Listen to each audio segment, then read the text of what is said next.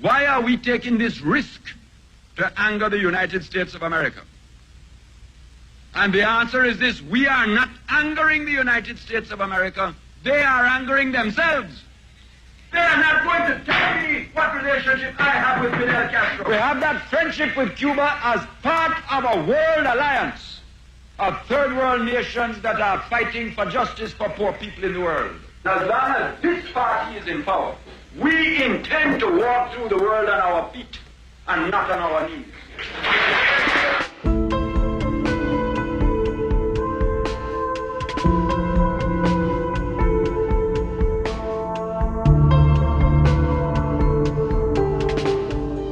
Michael Manley was a Jamaican prime minister, democratic socialist, leader of the international non-aligned movement, and someone who had, in fact, a very tragic political story. Michael Manley was the son of a Jamaican independence leader.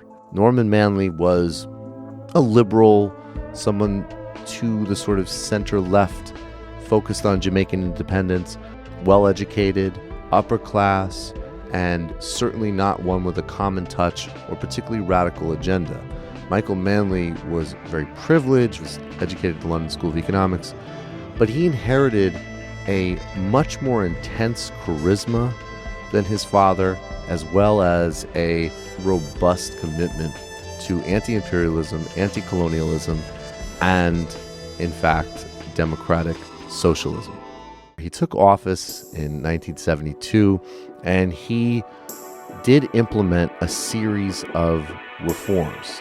Land reform, he expanded education programs, he eliminated discrimination for children born out of wedlock, and implemented other significant reforms.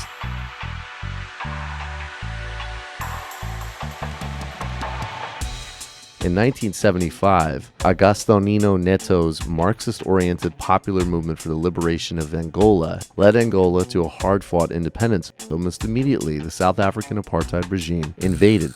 Fidel Castro offered his aid, but the well-trained and equipped Cuban forces were an ocean away. Cuban forces needed to refuel on their way to Angola, and Manley, along with Forbes Burnham in Guyana and Errol Barrow in Barbados, agreed to provide landing bases and diplomatic cover for the Cuban forces. Washington objected strongly to this, and Henry Kissinger went personally to see Manley and demand that his government withdraw support. He declined Kissinger's request and pushed Kissinger's hand out of his face. This, along with opposition of the old school aristocracy and oligarchy of Jamaica, led to increasing pressure on the Manley government. By 1975, you saw immense acts of political violence and intensity. By this point in the 70s, you had cities like Kingston split up into different garrisons, different neighborhoods that were represented by different parties that would distribute patronage in different networks. Depending on whose party was in charge, could affect your building contracts, your housing, your employment contracts, and your social welfare. And in order to get out the vote in these neighborhoods, there were gunmen and gangs associated with both of the major parties, the People's National Party, as led by Michael Manley, and the Jamaica Labour Party, led by Edward Seaga. Now, the Jamaica Labour Party, unlike its name might indicate, was the party of the right, although it did have some connections with certain Jamaican labor unions. This, along with what many allege was a sort of beginning of a CIA destabilization campaign of Jamaica, which would accelerate throughout the latter part of the 70s as a result of Manley's charting an independent foreign policy and jeopardizing capitalist and traditional interests in Jamaica. They will go in the secret group that is trying to mash up the country. We'll go in among the youth and find one that look like a leader. And they call him one side and they say, "Hey brother, we drop you $1,000 on the side if you get the boys tomorrow night to go down across the road and carry out a raid. But him don't know that it is a destabilization agent that has paid somebody to come among him and sell the idea of starting a bitch of a street fight. He won re-election in 1976 in spite of increased violence and pressure from Seaga and almost certainly pressure from the United States. As his term wore on, the combination of destabilization campaign, in fact alleged by a rogue CIA agent, Philip Agee, who quit the agency and actually exposed and specifically named agents on the ground, independent pressure, U.S. corporations fleeing, investment pulling back, and then, of course, that cycle that you did see in the 70s where there was deficit spending in vital investments in education and public services and relieving poverty, but there also wasn't a sort of general kind of liberation of resources and other vital factors in the Jamaican economy. So the middle class started to leave, tourism was hurt, commodity prices for things like bauxite went down. After some hesitation and an attempt to consult Jamaican people through a popular initiative, Manley chose the IMF. A series of agreements increasing austerity tore into the few advances that poor and working people had made, contributing to Manley's declining popularity and shifting balances of nationality. And in 1980, Edward Seaga would win. It would be another enormously violent election with very heavy artillery. There were 189 reported murders. The other aspect of this killing, and this will lead us to Seaga specifically, is that there is a gang called the Shower Posse, which was able to rise in Jamaica when Seaga took power in the 1980s. And the Shower Posses was led by a guy named Jim Brown, or Lester Coke, who was a personal bodyguard and political enforcer for Edward Seaga and was able to, in fact, travel on a diplomatic passport. Edward Seaga defeated the democratic socialism of Michael Manley. He was associated and very close with the Reagan administration. There were comparisons between him and the Duvalier regime in Haiti. He came to power, he implemented austerity, he liberalized markets, he helped the DEA in a very ruthless crackdown of marijuana cultivation in Jamaica. So an economic assault on what Manley had attempted to do in terms of creating broader prosperity and a form of social democracy in Jamaica, a reorienting towards the traditional landholding elites that controlled Jamaica, a very, very small group of people, the sort of remnants of colonial occupation. Then he sort of returned Jamaica to the orbit of the United States as a client state. All of these things were synchronized at the same time with the Shower Posse.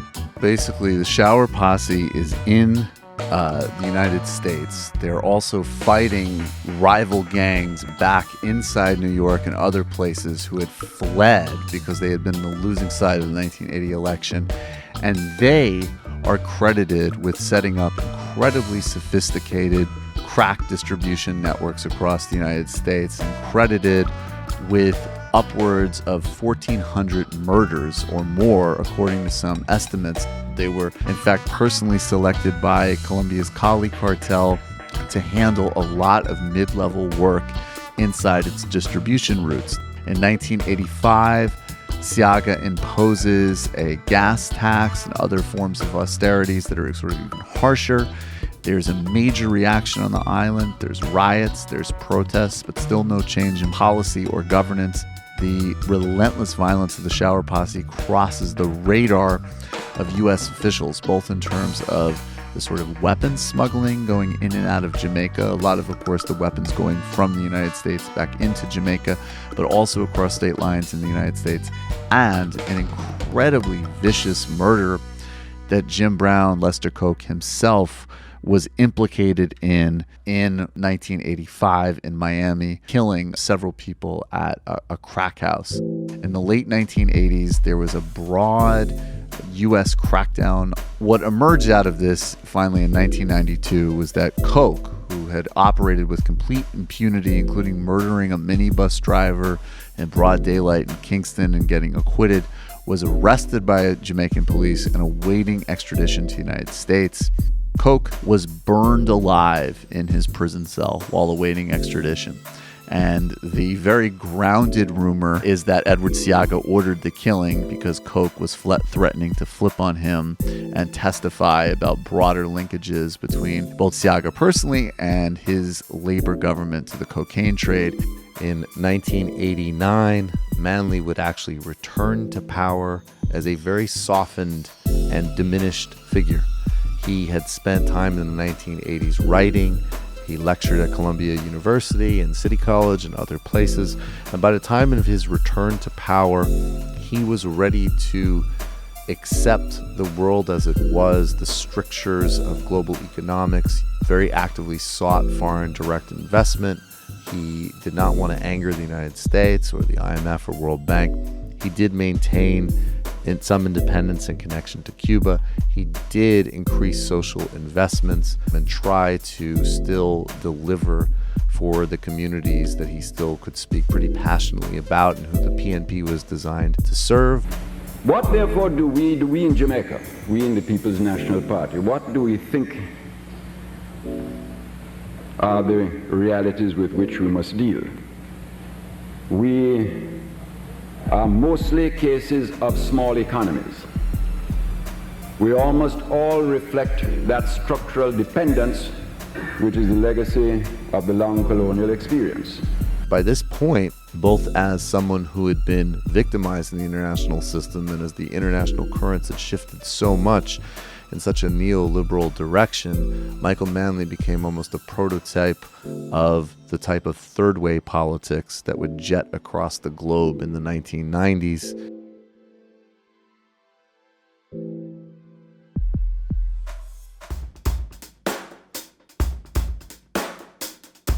Coke's son took over the Shower Posse.